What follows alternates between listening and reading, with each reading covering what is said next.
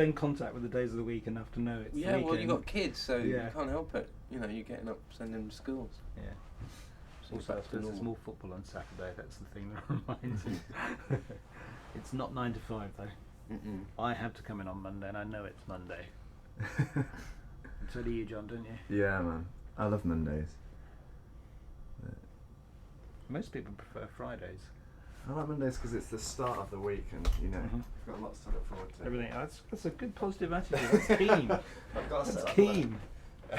Just like the way you feel the first day in the studio, Tom. Yeah, every Monday is actually no, that's true. Mondays are always better than Fridays. Wednesdays are the worst day, I find, because you're neither here nor Also, the there. whole nation now behaves appallingly on Friday. Friday is sort of binge day, isn't that? Yeah, it's in Oxford, that's for sure. Yeah, and it's sort of kind of gross now, I think, Fridays.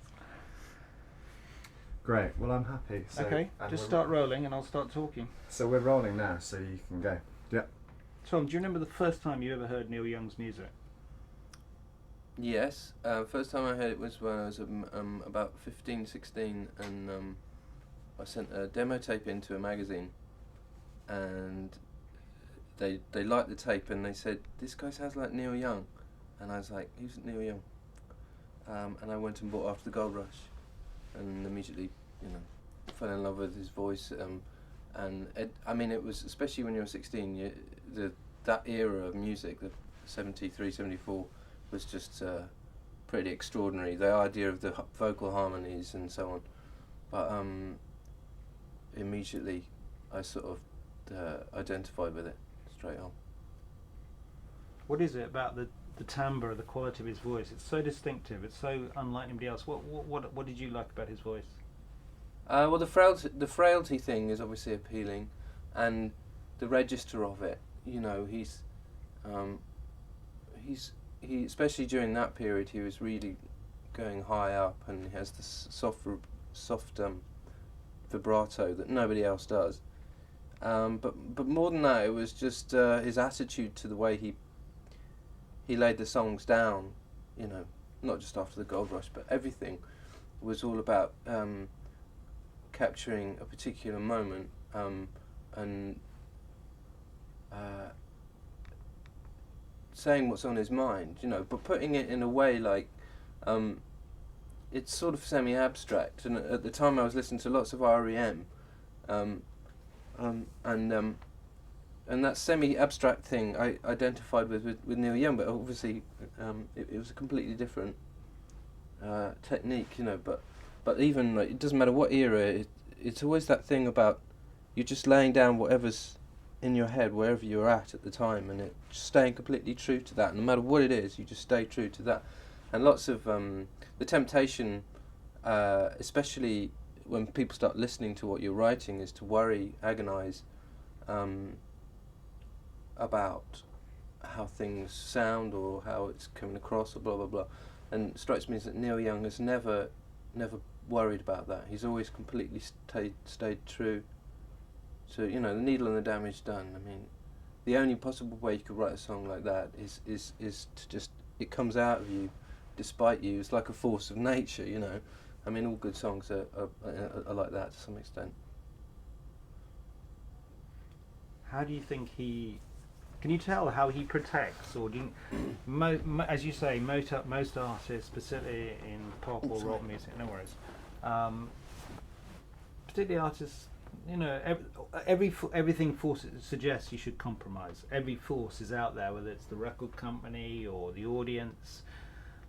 There are so many forces that can lead artists to compromise, and that's particularly what's extraordinary about Neil. Can you get the impression compromise isn't even an option for him? Yeah, I think all through what's happened with us, I've always sort of ended up falling back on a Neil Young record. It didn't really matter which one, and you are reminded of the sort of the source, if you know what I mean, the source of the spring of where it's supposed to come from. And you can get lost in the way, and you always come back and you hear his voice and you hear the simplicity and what's going on, but it's a false simplicity. It's not a sort of laziness. It's these are his tools and these are what he uses, and he doesn't and it's not because he doesn't know which other way to go. It's just like he has found his thing that his elements that he needs, and that's I think maybe it's the folk tradition thing. I mean, it's a lot of stuff that basically I've never really delved into. I've never been a massive Dylan fan. I like Dylan for the lyrics and stuff, but I only got into Dylan because of Neil Young, and that's because Neil Young, I mean, there's so much more space and brevity to it, and okay, so the question of compromise, feeling whether he's compromised or not, I mean, I think he it's out of necessity. He stays true to speaking as he sees it, and that's it. And the interesting thing is that I guess that's a folk tradition, and it's something that I've always identified with. Really, not that I really understand where it comes from, because he's my channel to that whole thing. I think it's also obstinacy, a real genuine He's obstinate. An artistic obstinacy. I mean. Yeah, okay, well, I should imagine, I mean, like, in order to survive, to survive and stay true to what you're doing, you have to be completely obstinate, and you also have to be fiercely protective of whatever the force is that makes you right. And it's not something that you can buy, and it's something that's fairly intimate and unexplainable. I mean, for some reason, like, I once ran around his house because we were doing one of the Neil Young benefit things for the bridge school that he does, and in the middle of the hall is this grand piano, but it's like this. The leg's broken, or the short leg on it like that. And his wife was saying that's the one he writes on mostly. But it's like that.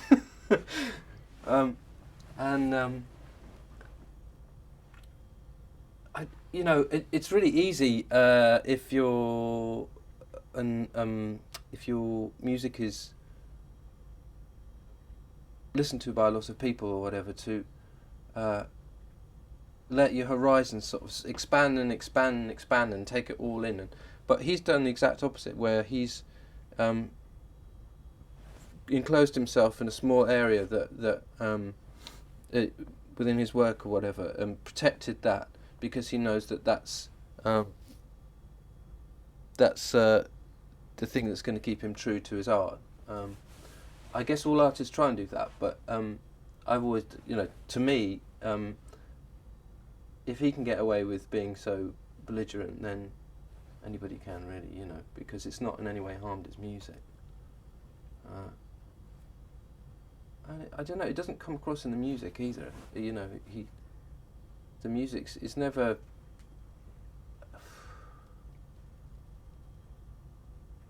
If I was him, I'd do exactly the same thing. Mm-hmm.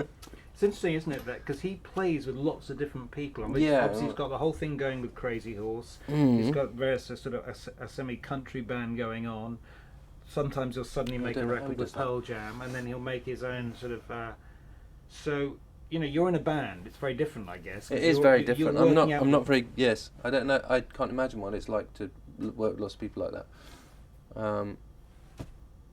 And I can't imagine what it would be like to work with him. But I think he's probably switches on. He's probably really there, and then he's not. Is what I'd imagine. I think he hears a sound and he thinks, right, to make this sound, I've got to go and work with these people and make this kind of. Or he thinks, now I've got to make a Crazy Horse, or I've got to be with those guys again. So, and he's almost impelled to make each record in turn, and suddenly he hears a sound in his head and has to follow it. Yes, I mean, but that's hearing a sound in your head and having to follow it is I guess the essence of all songwriting anyway. I can't really elaborate on that. Tell us about tell us about his bridge concerts and what they're like and what kind of feeling he engenders. Take my jacket off. Yeah, sorry, I'm quite hot. You're under the lights as well. Yeah. Is that going to be a problem with continuity? Not really, because I think Tom's bits will appear at different places. Yeah. Yeah. It's not all going to be solid, Tom. It'll be bits. Yeah, well, you could cut me with a jacket on and off, on and off. Oops, No, really. I think it's most important we're comfortable.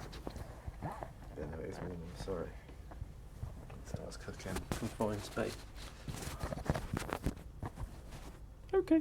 Okay. Now, where were we? I was talking. I Bridge was asking school. about the bridge school and Okay. what sort of feeling those concerts have, and how much they're steered by Neil, and what people do. For Well, Neil. the bridge schools.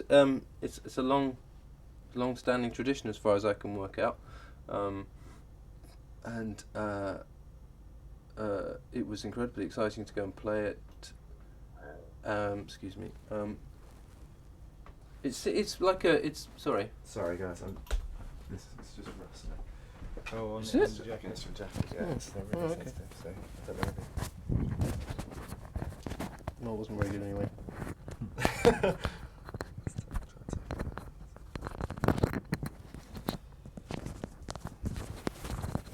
And you can tell us about your impressions, Tom. That would be interesting. Yeah, Just that's from what I your should point of do view. really, because I'm waffling at the moment. Yeah, just tell us about what it was like, and as if none of us, because I've never been there. Well, the What's we're running? If you would. Yeah, you running? Yeah, still going. when I went to play the bridge school concerts that he does, for some reason I had the balls to say to him, before the concerts there's an event in his house the night before, and it's really nice that he just invites everybody who's going to play to his house. I think that's really generous or whatever. And I asked him at the end of the evening, is it alright if I play after the Gold Rush? You're not going to play it, are you? So it's alright. And he looked at me like I would start raving mad. But he said, yeah, absolutely. And so one of the craziest experiences of my life was having him stand behind me on the side of the stage while and he said, well, if you're going to play that, you should play it on the piano it was done on, which is this one with his old stand-up with all the coins on it. So there I was on his piano playing his song desperately trying to remember the words in the right way. But it was, I don't know why I wanted to do that, but it was the most amazing feeling, because it was sort of the best way I could say to him, you know, how much I loved his music. And he's a really nice, you know, he's a really open guy, you know, but I think it's one of those weird things where when you're really in awe of someone like that, you know, you end up just talking at them. And I was getting more and more leery, and eventually he was like, okay, walking away. So I felt kind of embarrassed afterwards, but I think he's a bit, you know, he's really talking to you, and then his mind wanders off and he's off. So thinking about it afterwards, like, okay, I kind of understand that. I'm a bit like that myself. But that was the most in awe I've ever been of anybody, really, I think. I was so nervous. And it was and then watching him play that night, it was great. I've seen him a few times, we've supported him a few times, but that in particular, it was just like really quiet and really intimate and really, I don't know, really spontaneous. He does this thing on stage when you watch him where he'll go off. You can see it on the Prairie Wind film, when he's playing the song Prairie Wind, starts up and he's playing the song, and then suddenly he's lost, he's gone. Like the normal Neil Young has gone off, and there's this, what do you call it? Well, he's lost in the moment, but I think it's a little bit more than that as well. You know, he's transformed or whatever. And he did that the night at the Bridge School as well. So he does it. I mean, that's what he does. I mean, when you watch him play, you know, he's shuffling around and he's stumping around or whatever. But and sometimes he'll stop and he's just playing away, and then it'll start again, and it's like a wind blowing off the stage. I once watched him play Cortez the Killer, and that's with the Pearl Jam band. This irritating woman who wouldn't stop talking in my ear. And I was out in the middle of a festival, and it was there was probably the most sustained wind.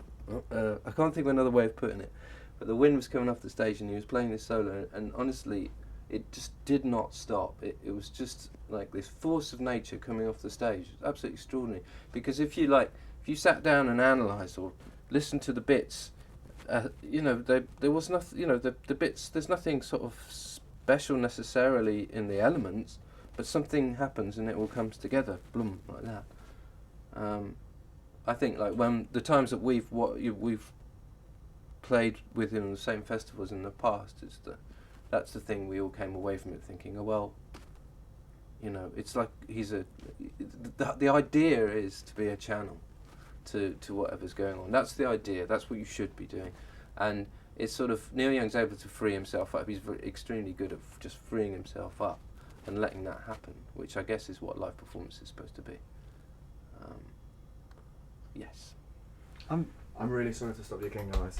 It's right. fine, but I think probably the best thing to do, Tom, if you don't mind, is run it over a t-shirt and Okay. put the clip for you there. Yeah. That's great. What happens is it folds over like this, and it's just. Won't be much longer, Tom, but I'd like I'm to alright. ask a few more things if you're Oh, okay. just getting because into it it's then. great. Oh, good. It was brilliant. I know just what you mean. In fact, I suppose that's what I think the song Like a Hurricane sums up almost, Yeah. It just comes in waves, a lot of those songs, don't they? Yeah. Yeah. He's good at getting in touch with himself, Yeah, it's for him it's the warts and all, I guess, It's like I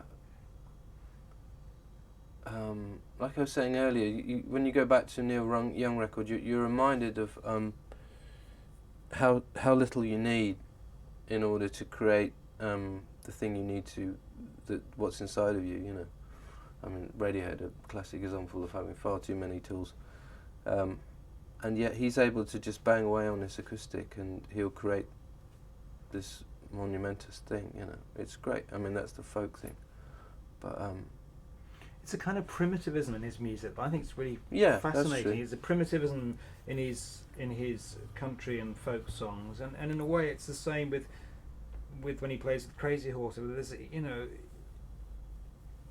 he's not clever. He doesn't. I mean, I don't mean by that he's not fantastically intelligent and it's not very sophisticated, but it's like he doesn't let intelligence get in the way of his music. That's my take. Do you know what I mean? wouldn't. He doesn't let intelligence get in the way of his music. I don't know. I wouldn't say that's true. I'd say that.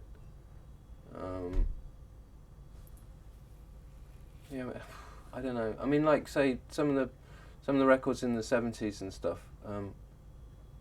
The playing on that. I mean, it's always tight as anything. It's not all over the place. I mean, the Crazy Horse thing is sort of deliberately all over the place, but my favourite records in terms of the band records is always the 70s stuff, because he was using a lot of the sort of Motown aspect and like getting the really tight kick and bass, and that's what, and in our band that's always been the thing that's fascinated us, is that you can have guitar music where the rhythm section is so tight, man. It's just, it could be it could be whatever the Motown session players are. Colin's the man for this.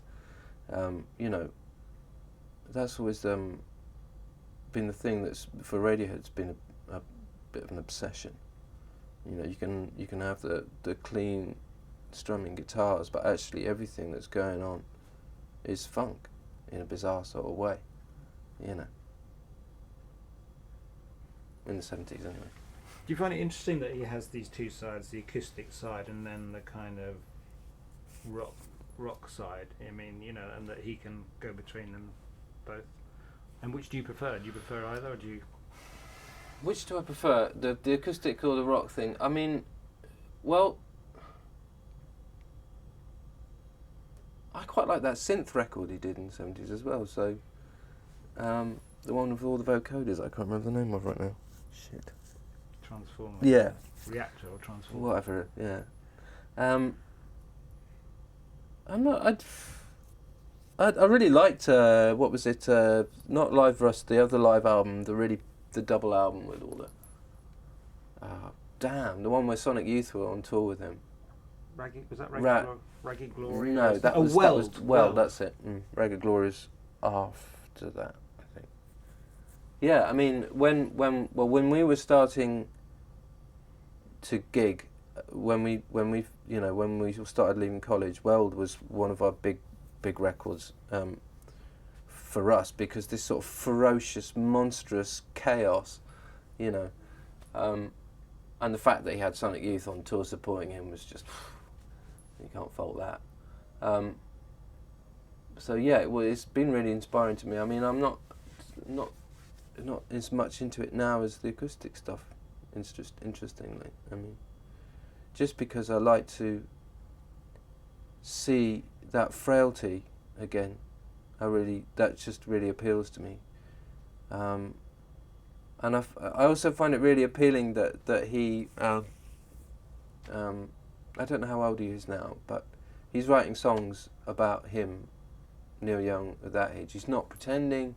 He's not pretending to be this or this or this or this. He's being completely true, saying what's going on, and that's to be admired. I mean, personally speaking, if I get another 10 years where I'm actually still being true to the songs I'm writing, that would be a major achievement, because it's, that's where the fierce protection comes in, I mean, and every now and then, like to me, like Prairie Wind, for example, you hit on something where I was listening to that today, and like the way that it's made up, and it sounds really simple, but what's going on musically, what's going on and stuff, is really sophisticated. It's really really contemporary as well. I love that song. I mean, on the Prairie Wind thing, just watching him freaking out while he's singing it and stuff was just amazing. So, do you think he's unusual in as much as there's a sense that really, that kind of any different points in his career ever what? I mean, he's been going Buffalo Springfield 66, and he's been going over 40 years, and yet it still feels that he's going to hit it again. He'll keep hitting it. I mean, but that's because he stayed true to his life, and I mean, as far as I know, I don't know much about it. You walk into someone's life really quickly. You walk into their house, and you do this bridge benefit thing, and you're like, I'm completely in awe all the way through it. So I don't, I'm obviously wildly biased, but to me it was an inspiration, because he's just, this is his fear, and this he can understand, and this he deals with, and this is how he makes his music, and it's all sort of small and kind and generous, and it's like, that's what I took away from it, thinking, wow, that's amazing, that's really inspiring, and all the time I was sort of there, I was thinking, this is extraordinary, because apart from R.E.M., I think Neil Young is absolutely inspired everything. The way I write lyrics, it sort of comes up every day in my head, all the time. There's this sort of simplicity and the being true to yourself thing, which it's just a constant reminder in my head, and that how you can hit like 3 chords in the guitar, and the stuff that's in the back of your mind comes out, and that's it. That's all you need. You don't need anything else. So when I met him, it was just, I wanted to say all that stuff, and then just got drunk and went gaga. It's a shame, really. Just the last thing, you talked at the start about frailty in his voice, but I mean, his voice, no one sounds like Neil Young. Could you talk a bit to me about how his voice inspires you as a singer? His voice inspires me as a singer, and weirdly that goes back to when I first heard him, and sent the tape in, and someone writes in a magazine. He said, "Oh, this bloke sounds like Neil Young." I'm like, "I've never heard Neil Young. What?" And at that time, you know, you're 16 years old, and you hate your voice, obviously. You hate everything about you. You're 16, and then to have someone like singing in that register in that frail way, and you're like, oh, right, it's okay. It's okay to be like that, you know, and so that, I mean, obviously that was a massive inspiration. It was like cementing something that I felt really shit about, and turning it into a positive thing, you know. So having that to thank him for as well. And do you think his timbre, because it's so distinctive, can reach into different emotional places than most singers, because it's so striking and so him? The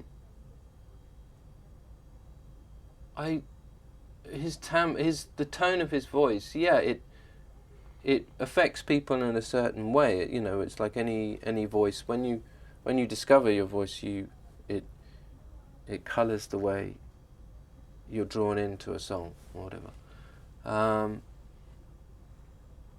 I think what's really over the sort of the course of his career, what's really interesting is that he can write lyrics that are really violent imagery and real anger, but he can put it in a way that it's, you know, it's smooth as chocolate. You can just let it come over you and then at the end you think, oh yeah, that's what that's about. You know, but you don't, it's like the anger's removed. It's there in the words are coming at you, but you're not. It's a way of, you know, dealing with that anger, you know. I'm sure, well, like most songwriters, a lot of anger goes into music, and to be able to turn it into this, you know, rich, glorious sound, you know, it's quite something. I guess it's different because he's not, because of the tone of his voice, his anger isn't really masculine or feminine. You know, it's really interesting, his voice, because it sort of sits in a role that's it's very high, and so it's not like a lot of American rock voices, which are very gravelly and earnest and, you know, suffery. It's in its own plane, you know, where his voice can speak, and it's kind of a bit gentlest, I think, almost. His voice is well, I mean, it's not strictly true because, you know, especially live and stuff, you launch out more and stuff, but on record, yeah, it always has this sensitivity to it, but it's never like Faye at all. Probably because of the guitar playing, because his guitar playing certainly ain't Faye. You know, he's whacking the guitar most of the time. He's really, well, he'll bang on it and then stroke really quietly and bang on it. But you never get the impression, I mean, yeah, that he's sort of being sensitive, to me anyway. It's just, he's there at that moment, that's it. You know. Last, do you think he's unusual in reaching, you know, he invited you to the bridge, so do you think he's unusual or has been unusual over the years in reaching out to other musicians from other generations, you know? Because a lot of musicians, they stay in their peers and they stay in their own set, and he seems to reach out consistently to the next people coming along. Well, he stood at the bridge show. He stood, the one I was at. He stood at the side of the stage for virtually the whole of everybody's set, which was interesting because you watch people and they're all absolutely bricking themselves. Obviously, you would. And he was really, you know, he was really kind to everybody and really open. I think the worst thing you can do as an artist is to shut down and not let that stuff come over you. You know, if you truly love music, then you want to be shown other ways to go. You want, not least of which, because it should, you know, certainly with Neil Young, it should make more solid what you know, make you realise how powerful what you do is, you know. And I think you know, he's obviously never been anyone who's threatened by anything new at all, which is great. You know, that's if you're going to get old and you're going to go and carry on making music that's vital, then that's what you got to be like, you know. And he is. That's brilliant. Thank you so much, Tom. Thanks, man. I'm sorry, once I start, but I guess I get the impression you're kind of the same. I am, yeah, but Yeah. I've got to stop fumbling, like, sort of, what I wanted to say was that bit in the middle where, like, when I met him, I didn't say anything to him at all, you know. Yeah, no, that was great. And I have to say, interviewing him was terrifying because I feel the same way, and I just had to be quiet. Yeah. And you know, of course, when you got a camera, you know that you shouldn't say too much. And my favourite bit when I interviewed him was right at the end, and I was talking to him about loyalty to, and that he, you know, moved from player to player, and he said, you know, he started describing his career, and he said you know, it just comes in waves, and one moment you're down here and nobody's looking at you and nobody gives a shit and nothing matters, and then the next moment you're on the top of the wave and everybody's looking at you, and the thing is not to give a fuck what stage you're at. Yeah, and he was absolutely. really and he leaned forward to the camera when he was talking about it. And when I watched it back, he almost looked like a caveman at this point, you know, because you know